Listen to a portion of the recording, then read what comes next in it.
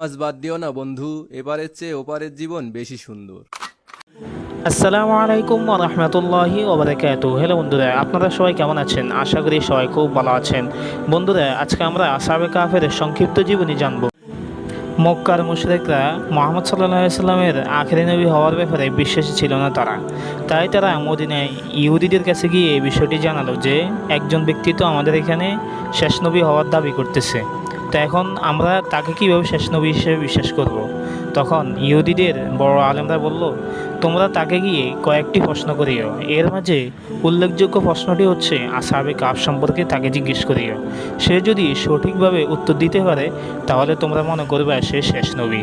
কারণ আল্লাহ তাআলা তাওরাতের মধ্যে আসহাবে কাহফ সম্পর্কে পুরোপুরি আলোচনা করেছেন। তাই ইহুদিদের বিশ্বাস ছিল যে মুহাম্মদ এই উত্তরটি দিতে পারবে না। তখন মুশরিকরা মক্কায় গিয়ে মুহাম্মদ সাল্লাল্লাহু আলাইহি সাল্লামকে আসহাবে কাহফ সম্পর্কে জিজ্ঞেস করলো এবং বলল, আপনি আমাদেরকে আসহাবে কাহফ সম্পর্কে বিস্তারিতভাবে জানান।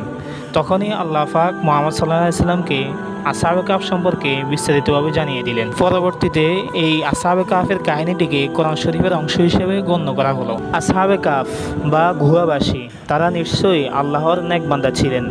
তারা এক মুশরিক রাজার আমলে তাওহীদে বিশ্বাসী ছিলেন।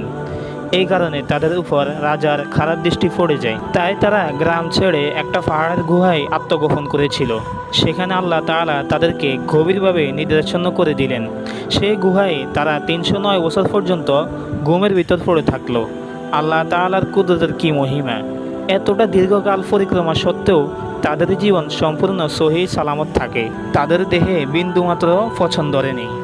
309 বছর পর যখন তাদের চোখ খুলল তখন তারা ধারণাই করতে পারেনি এতটা দীর্ঘ সময় তারা ঘুমেছিল। সুতরাং যখন ক্ষুধা অনুভব হলো, নিজেদের একজনকে খাদ্য কেনার জন্য শহরে পাঠালো, তবে সতর্ক করে দিল যেন সাবধানে থাকে, রাজার লোক যেন জানতে না পারে। ওদিকে আল্লাহ তাআলার ইচ্ছায় এই 300 বছর কালের ভিতর সেই জালিম রাজার মৃত্যু ঘটেছিল। তারপর বিশুদ্ধ আকীদে বিশ্বাসের একজন ভালো লোক সিংহাসন লাভ করেছিল। এই যাবৎকালের ভিতর পরিবেশ পরিস্থিতির বিপুল পরিবর্তন ঘটে গিয়েছিল। এই অবস্থায় ফেরিত ব্যক্তি শহরে পৌঁছল এবং খাদ্য ক্রয়ের জন্য সেই 300 বছর আগের পুরানো মুদ্রা পেশ করলো। দোকানে যখন সেই মুদ্রা দেখলো তখন একে একে সমস্ত ঘটনা প্রকাশ পেয়ে গেল। বুঝতে বাকি রইল না যে যুবক দল একাধারে 309 বছর ঘুমের ভিতর পার করেছে। নতুন রাজা ঘটনা জানতে পেরে তাদেরকে অত্যন্ত সম্মানজনকভাবে নিজের কাছে ডেকে নিলেন।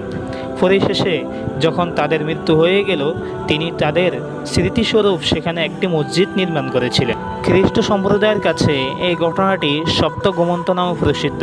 বিখ্যাত ঐতিহাসিক এডওয়ার্ড গিবন রোমান সাম্রাজ্যের উত্থান ও পতন নামক প্রসিদ্ধ গ্রন্থে বলেন, সেই রাজার নাম ছিল ডোসিস। হযরত ঈসা আলাইহিস সালামের অনুসারীদের উপর সে কঠিন জুলুম ও নির্যাতন চালাতো। আর এই ঘটনাটি ঘটেছিল তুরস্কের আফসোস নামক শহরে। যেই ন্যায়পরায়ণ রাজার আমলে তাদের ঘুম ভেঙেছিল, গিবনের বর্ণনা অনুযায়ী তার নাম ছিল থিওডোসিস। মুসলিম ঐতিহাসিক ও মুফাসসিরগণ ঘটনার যে বিবরণ দিয়েছেন তা গিবনের বর্ণনারই কাছাকাছি। আর মুসলিম ঐতিহাসিকগণ জালেম রাজার নাম বলেছিলেন ডিকিয়ানুস। এই ঘটনার প্রতি লক্ষ্য করলে যে কোনো ব্যক্তির অতি সহজেই এই সিদ্ধান্তে উপনীত হওয়ার কথা যে সত্তা সেই যুবক দলকে তাদের সুদীর্ঘকালীন ঘুমের পর জীবিত রূপে জাগাতে পেরেছেন, নিঃসন্দেহে তিনি গোটা মানব জাতিকে মৃত্যুর পর পুনরায় জীবিত করতে সক্ষম। বন্ধুরা, এই ছিল আসহাবে কাহফের সংক্ষিপ্ত জীবনী। এমনই ইসলামিক ভিডিও পেতে আমাদের চ্যানেলটিকে সাবস্ক্রাইব করে রাখুন। তো দেখা বন্ধু কোনো ভিডিওতে। আল্লাহ হাফেজ।